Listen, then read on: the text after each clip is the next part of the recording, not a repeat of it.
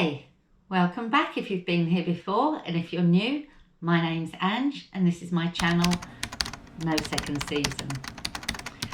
In this channel you'll find videos of me doing all sorts of things in my old age, probably things I shouldn't be doing because I'm not very good at them. But one thing I like to do is tell you true life disappearance stories. Why I like doing this is because I really relate to them. I am the world's worst map reader. I can't follow signposts. I find them very inadequate. And I get lost or go the wrong way all the time. I am just useless. And so I always feel like I'm going to be the subject of one of these stories one day. I hope not, but I feel like I might be. So let's dive into today's story. And this one is all about a gentleman named Christos Pittas. I'm not quite sure of his age. There's conflicting reports on the internet. He was either 70 or 71, a father of 4 and a grandfather to 4. He and his wife were holidaying for a week in the high country town of Disappearance. If you've seen my videos before, you'll know Disappearance because I've been there a few times, mountain biking, snow camping nearby and cross-country skiing. Disappearance sits in the Alpine National Park in the high country in Victoria, Australia, and it sits at an elevation of around 1600 metres. It's said that Chris liked the flora and fauna of the area and whilst holidaying there had been going for an afternoon walk each day. On Friday the 13th of May 2022, just over 2 years ago, Chris left his holiday accommodation at 3 p.m. and he went for his afternoon walk. On this day it is said that he had specifically gone out to try and seek out the emus that had been reported in the area. We're unsure what Chris was wearing at the time. There are conflicting reports. Some say he had black Crocs on, some say he had white runners on, some say he had jeans, some say he had other sort of pants, a hoodie or a jumper. Whatever he had, he did not have a coat and he certainly didn't have the right gear to be hiking in late autumn in the high country. When Chris hadn't arrived back at the accommodation by 6 p.m, his wife Tess called the police and they took it seriously from the get-go and they started a search and rescue operation there and then with the SES and the police both out looking for him that Friday night. Now Tess reported that he was going on to the Montane Loop. Now there are 2 walks in the area with very similar names. There's the Montane Loop, which is 1.1 kilometres of cleared bush track, and then there is another one and it feeds off the Montane Loop and it's called the Montane Walking Track, and that is 10 kilometres through much harsher bushland. As it be getting dark around 5 p.m, you can't think that Chris would be going on the Montane Walking Track because it would take much longer than that and he wouldn't be home before dark. So one can only assume he was intending to go on the Montane Loop. So the police and the State Emergency Service went out looking. The locals were mobilised by the creation of a Facebook group and they were asked to check in the vicinity of their accommodation and also check their doorbell videos and any CCTV they had to see if he could be spotted. I think Chris had the black Crocs on because his wife reported to the police that he had asked her if he could borrow them because his shoes were damaged. So one would presume going out in Crocs, you're going for just a little stroll. You're not going for a serious hike. Looking at the archive weather reports, the temperatures that night were to be around 10 degrees Celsius with a light 6 km/h easterly wind. The police saying they just hoped that Chris had found some shelter for that night because they didn't find him. Senior Sergeant Doug Inkle told the press he thought that Chris had got disorientated and ended up off track in the fading light. Over the next week, over 500 people were involved in the search for Chris, ranging from specialist teams. All the agencies got involved. They were on foot, on horseback, on motorbike, ATV, in the air and by drone. Volunteers were involved and they searched the easier areas to get to. 3 of Chris's children arrived in the area to join the hunt for their much-loved dad. By the Tuesday after the disappearance on the previous Friday, the weather took a turn for the worse. It dropped to 5 degrees Celsius with a 20-kilometre-an-hour wind. On the Wednesday, it worsened still and snow hit the area with wind chill temperatures of minus 12 degrees Celsius.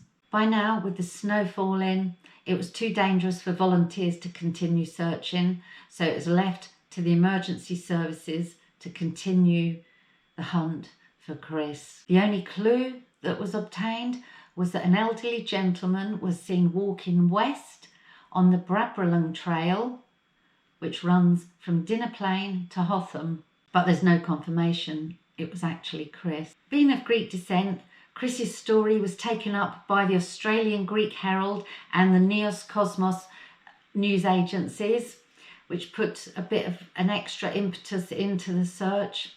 Alas, it bore no fruit and he was not to be found. And to this day, Chris has never been seen again. Quite unbelievable. Just out for an innocuous stroll and he's never been seen again. So now some speculation. What could have happened to Chris? And the first thing I want to say is that I know in Dinner Plain the signposting is atrocious. I tried to find, there's 2 mountain bike trailheads. One of them I found okay, it was easy. But the other one, if you follow the signs, you just end up in the bush. It's nowhere near the trailhead. They were utter rubbish. And I'll put a video link either up here or up there to that video, and you can see the trouble I had trying to find the trailhead. Terrible signposting. Now, we have councils and their tourist agencies promoting all the hikes and walks and cycle tracks and points of interest, trying to attract people to their region. We get it all the time on glossy brochures and fancy websites. So as councils and tourist agencies try and entice families to visit their area, I implore them to do a better job with all of their signposting and don't use someone who knows the route and knows how to follow a map or a trail to organise that signposting. Use a thicko like me. So what could have happened to Chris? 1, he could have left his accommodation on Big Mustard Drive, dropped south or west and got onto the Montaigne walking track. Turning right onto it, I think I'd be right in saying he would be on a 4x4 track, which would be easy enough to negotiate. I don't know about in Crocs, but it's not too badly surfaced, but it's not flat for sure. If after a kilometre Chris had turned left onto the Brabralung track, remember there was an elderly gentleman seen walking on there that afternoon. If he'd have turned left onto there, that track goes all the way to Hotham. It's mildly undulating, it's very well surfaced and very wide. You'd struggle to get into trouble on that track. The glossy brochure says it takes 4 hours to get to Hotham from there. So I don't think he'd have gone the whole way because it would be getting dark by 5 o'clock. But that glossy blurb does show pictures of emus, and possibly he just got carried away and walked a little too far on it. Now, Chris would really struggle to get into trouble on that track unless foul play or a medical emergency was involved. The Brabralung track runs parallel to the Great Alpine Road, which has lots of traffic on it. So if he needed to attract someone's attention, he could have scrambled through, say, 20 metres of bush and got to that road. So I don't see Chris getting into trouble on that track, and I don't think he took it. The second option, he did go on the Montane Loop. Now, the Montane Loop would mean he'd need to walk north through Dinner Plain, cross the Great Alpine Road, take a short walk into the bush where the trailhead is, and then start the Montane Loop. So if he started walking on the Montane Loop, around halfway, there's a junction called Turnaround Rock. Now, if he didn't take the sharp left there to return back to Dinner Plain, he'd have just continued going straight on to the Montane walking track. If Chris got onto the Montane walking track, it would be an inconvenience because that goes on for 4 kilometres until it hits the Great Alpine Road. It'd have been a bit of a hike, but he would have been safe, and there'd be plenty of traffic on that road, or there usually is. Now, how long would that take a 70-year-old man in Crocs to hike that, well, what would have been nearly 5 kilometres in total to get back to the Great Alpine Road? You know, that could have took him a couple of hours, and it would be starting to get dark. So there is a possibility he did get to the Great Alpine Road and was struck by a car and was taken out of the area. But if he was really fit, he may have been back at the Great Alpine Road well before dark. So I think we can suppose he didn't get to the Great Alpine Road unless foul play was involved at that point. I haven't done that trail, but I have walked the trail that's called Room with a View, which goes left from the trailhead instead of right onto the Montane walking track. And you have to watch your step. You know, it's not hugely dangerous, but you do have to watch what you're doing. It's narrow, it's bushland, there's roots and rocks and all sorts of debris on the path, and it can be worn because of erosion. So you have to watch where you're going. And I would imagine that the Montane track is very similar. So that's option 2, that Chris went onto the Montane Loop, didn't take the left loop back to Dinner Plain, continued on the Montane walking track, and could still be in that part of the bushland somewhere. So this is only speculation. I'm just guessing what could have happened. My option 3 would be pretty unlikely, I think, but it could have happened if he was like me and didn't read maps very well, confused the Montane Loop for the Montane walking track. If he left his accommodation, hit the Montane walking track and then turned left. From what I remember, that is a 4x4 track, and he could have got struck by a 4x4 and been removed from the area. So foul play is a possibility. If he just kept walking on that track, I think it probably goes on to single track somewhere, but he could have turned onto the Precipice Plain track, and as the name suggests, it just drops off suddenly, and that would be a possibility. So he'd be walking along the 4x4 track, turn onto the Precipice Plain track, it's getting dark, he couldn't see, and falls off into the bush down on Precipice Plain. Obviously, I don't know what happened to Chris. No one knows what happened to him. And these are only my speculations. But my betting would be that if he was going on the Montane Loop, that he ended up on the Montane walking track. But you just have to ask, how far could a 70-year-old get in Crocs in the bush? You'd think not very far, wouldn't you?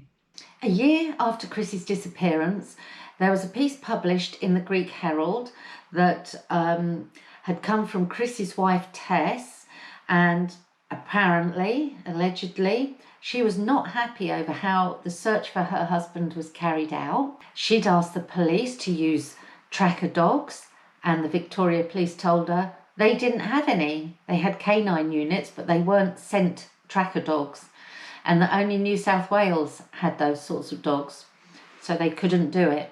And that using everyday police canine unit dogs wouldn't give any results. And also, allegedly, Tess was promised by the Victoria Police that the search for Chris would continue in the springtime, but that didn't happen. I found it absolutely unbelievable that they can't find him, and I do wonder if foul play was involved. So 2.5 years on, Chris's family are still living this hell. He's a much loved father, grandfather and husband, and they deserve to have some closure. So if you've heard anything, heard some whispers, gossip, contact the police or Crimestoppers, even anonymously, and let them know what you know, because I'm sure it would be a great relief to them to find Chris. My thoughts are with them, and I hope they do get some closure. A great interest of mine in these disappearances is that I can always learn something, and the takeaway from this one is always go prepared.